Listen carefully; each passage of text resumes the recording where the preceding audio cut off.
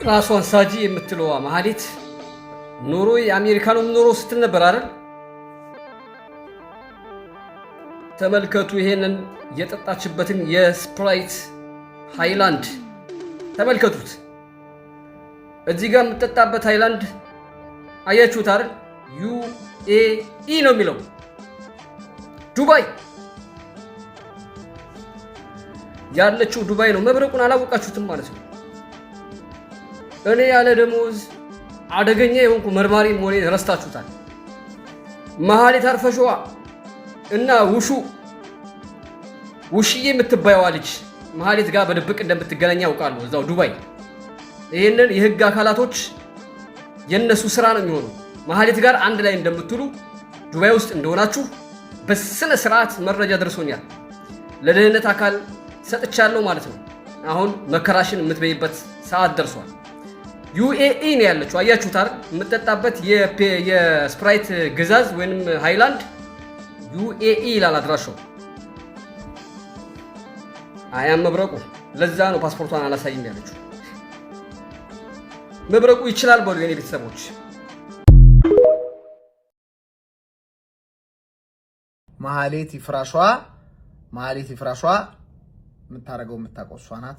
ከዛ በኋላ የሆነ ቀን በቃ ማትችሉ ከሆነ እኔ እጨርስላችኋለሁ፣ በቃ 100 ሺህ ብር አስገቡ እኔ እጨርስላችኋለሁ ማለት 70 ሾፌሮች ናቸው 100 ሺህ ብር እኔ ያስጨርስላችኋለሁ ማለት ስትል ተለይ እዛ ጋር እንዳልናገር ምናምን ማምናት ሴትዮ ናት። ግሩፑ ላይ እንዳልናገር ዳንኮል ለሶስት ድራይቨር እንትኑ ላይ የገቡ ልጆች፣ አንድ አረጋ ይባላል፣ አንድ መሀሌት፣ አንድ ደግሞ የማና ሊሞሽ ዲቦ እህት ልጅ፣ የማና ሊሞሽ ዲቦ ወንድም፣ የማና ሊሞሽ ዲቦ ነብሷኒ ማለት የማና ሊሞሽ ዲቦ ወንድም ለሱ ቮይስ ሶስቱ እንደውም ለሁሉም ነው ሌላ አረግ የነበረው አክስቴ ናት። ያው አላተዋት በቃ እቺን የምታክል ሀብታም ሴትዮ እቺን የምታክል ብር ምን ብራ ተነካባለች ምናምን ነገር ምናምን ብላ ስትለኝ እውነትሽን ነው እናቴ እውነትሽን ነው ምናምን ብዬ ለሶስቱ ግን ቮይስ አድርጌ ባካችሁ ተጠንቀቁ፣ ብራችሁን ለማንም አጥፉ፣ ብራችሁ ከወጣ በኋላ ወጣ ነው ቮይሱ። እኔ አሁንም አሰማችኋለሁ አለ ቮይሱ ማለት አረጋኝ። እንዴት ነኝ አባት? ሰላም ነው አለን። እኔ አሁን የምነግራችሁ ነገር ለማንም ብራችሁን አትስጡ። ገባችሁ አይደለ? ለማንም እኔ ቲክቶከር ነኝ አውቃታለሁ። ኦልሬዲ ምርጥ ሰው ናት። ግን ሰው ማመን ከባድ ነው። እኔ እሷንም ሳላምናት ቀርቼ ሳይሆን እናንተንም ሳላምናችሁ ቀርቼ ሳይሆን ቢያንስ ለምንም ሳትልኩ በራሳችሁ የምትጨርሱበትን መንገድ ፈልጉ። ብራችሁ ከወጣ በኋላ ወጣ ነው። እኔ እየነገርኩ ነው ለአንተም። ብር ከወጣ በኋላ ወጣ ነው። ተረጋጉ። በራሳችሁ የምትጨርሱበት መንገድ ካለ እንትን በሉ።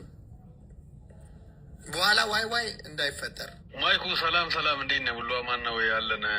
አሁን እኮ አማራጭ ጠፋኩ። ወዛም እዚህም ተፋልኩ እኮ ዱባይ እኮ ብዙ ጀለሶች አሉ። እነሱ የሚያወሩት ሌላ ታሪክ ነው። 200 ሺህ ምናምን እያሉ እኮ ነው እኮ እንጂ ሰው እኮ አሁን ቆርጥ እንደዚህ መለሰልኝ። አልቻልንም እኛ ብሩን ማስወደዱብን። በዚህ ገብቶ በዚህ ወጥቶ ብሎ ነው የሚያወራኝ። ከዛ እኔ ቮይስ አልመለስኩለትም። ያው አክስቴም በቃ ይቺ ብር ደግሞ ለእሷ ቢሊየነር ለሆነ ሴትዮ መስጠት ታዘናቀኝ። እሺ ቢያንስ 100 ሺህ እንዳትከፍሉ በቃ 30 ሺህ ምናምን ብዬ ብቻ ማዘናጋት ታዲያ ብዙዎቹ 30 ሺህ ከፈሉ፣ ብዙዎቹ 100 ሺህ ከፈሉ። ከዛ በኋላ በቃ ቶሎ ትጨርስ ምናምን ነገር ብዬ እኔ ላሽ አልኩኝ። ከዛ በኋላ ተደጋጋሚ እየተደወለ ትልልቅ ሰዎች ምናምን ሆነ እንትን ሲደውሉ ብድግ ብዬ ጉዳይ ጠንከር አለ። ስለዚህ ቶሎ ብዬ አኮሞዴሽኑን መኪኖቿን እና ያለውን ነገር ኢንፎርሜሽን እስኪ ስለ ካምፓኒው ምንድን ነው የያዝከው መረጃ ስባል ብን ብዬ እሷ የላከችልኝ መጀመሪያ ስለ ካምፓኒው ንግድ ፍቃድ ነበር። ንግድ ፍቃዱንም አላየሁትም። የላከችው ንግድ ፍቃድ እንደ መረጃ የፀጉር ቤት ማስታወቂያ፣ የፀጉር ቤት ንግድ ፍቃድ ነው የላከችልኝ። እኔ አላየሁትም። አለመማር የጠቀመኝ ጎዳኝ። አላየሁትም ንግድ ፍቃዱንም። ከዛ በኋላ ቀጥታ ዱባይ ሄድኩና ኮንዲሽኑንም ታክሲዎቹንም ንግድ ፍቃዱንም አሳይ ብዬ ዛሬ ነገ ዛሬ ንግድ ፍቃዱን የሚያዩት እኔ ይሄ ጉዳይ እንትን ካለ በኋላ ምናምን ጉዳዩን አስረጅኝ ብዬ ዱባይ መጣሁ ለማንም ሳልናገር ይሄን ጉዳይ ለማጣራት ምክንያቱም በሄድኩኝ በ10 ምናምን ቀን በወር ከምናምን ነው የመጣሁት ተመልሼና ጉዳዩንም ለማጣራት ማለት ነውና ጉዳዩም ዛሬ ነገ ሲባል ዛሬ ቆይ ከባሌ ጋር ዛሬ ከምናምን ጋር እያለች ብቻ እንትን እያለች እንትን አለች ቀን ትገዛለች ዝም ብላ ማለት ነው። ከዛ የሆነ ቀን ምን ይፈጠራል? መብረቁ ቤት ፎቶዋ ተለጥፏል። መብረቁ ቤት ፎቶዋ ተለጥፎ መሲ ብርጅስቶን እንትን ናት እዛ ገዝተ ላይ ገብታ እያወሩ ነው ከመሲ ብርጅስቶን።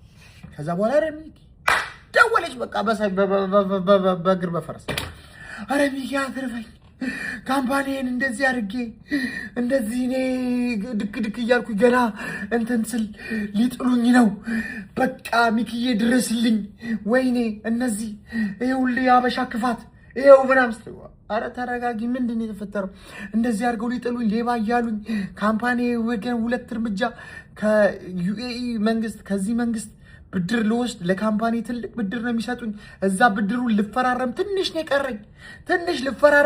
ሲቀረኝ እንደዚህ ሊያደርጉኝ ይኸውልህ እንደዚህ ሊያደርጉኝ የለፋውበትን ሁሉ ምናምን ስትል ኧረ በቃ ተረጋጊ ምንድነው ታዲያ ማድረግ ያለብን መሲን ደውልላት መሲ ብርጅስቶን እህቴ ጋር ደውዬ መሲ ኧረ እባክሽ እቺ ሴትዮ ምንድን ነው የምትለው እስኪ አናግሪያት እባክሽ እቺ የምትያት ሴትዮ ደግሞ እቹትና እስኪ አውሩ ብዬ እኔ ልደቴ እንደ ነገ ነበረ እንደ ዋዜማ ደግሞ አንድ ካፕቴን የሚባል ሰውዬ በጣም ባለሀብት ነበረ እሱ ይሄ እንኳን ትክክለኛ ባለሀብት እና ካፕቴን ይባላል ከሱ ጋራ ዜሮ ግራቪቲ ምናምን ይባል ወሰደኝ ልደት ማግስት ነው ምናምን ብሎ ወሰደኝ ዜሮ ግራቪቲ እኔ ፈታ እያልኩ ነው ከመሲ ብርጅስቶን ጋራ አወሩ ምን ያወሩ ምን ይግቡ ስምጥ ይግቡ ማቀው ነገር የለም ይሄው በማህተቤ ነው መመለው ምንም እንደሚያወሩ ማላቀም ብቻ እኔ ልደቴ ነበረ 30 ምናምንኛ አመት ልደቴ ነበረ ከዛ አወሩ ምናምን ከዛ ደግሞ ከመብረቁም ጋር አወሩ እዛ ተማማሉ በ17 ቀን ይሰጣል ባን ተባባሉ በቃ ተፈታ እኔ በቃ ሰላም ወረደ ማህሌትም ሰላም ሆኖ ብቻ 17 ቀን ነው ምናምን ተታ በ17 እየተጠበቀ ባለበት ጊዜ አንድ ሰው ደወለልኝ ሚኪ ይሄ ጉዳይ እንደዚህ